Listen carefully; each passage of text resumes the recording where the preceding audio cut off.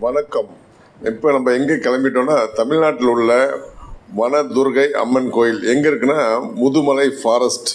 இந்த இடத்துல national tiger ஃபாரஸ்ட்னு சொல்லி நம்மளுடைய கவர்மெண்ட் அறிவிச்சிருக்காங்க.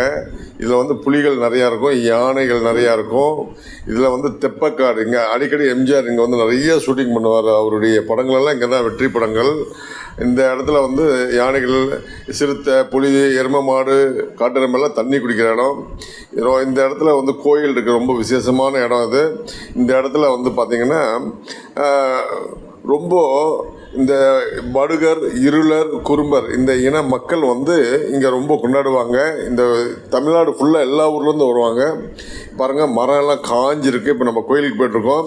இந்த மரத்துக்கெல்லாம் பிளாஸ்டிக் பாட்டில் யூஸ் பண்ணாதீங்க, கொண்டு போட்டுறாதீங்க. அனிமல்ஸ் எல்லாம் சாப்பிட்றோம். ஒவ்வொருத்தரும் ஒவ்வொரு பாட்டில் தண்ணி எடுத்து இந்த செடிங்களுக்கு, மரத்துக்கு ஊற்றினோம்னா அது நல்லா உயிர் பிடிக்கும்.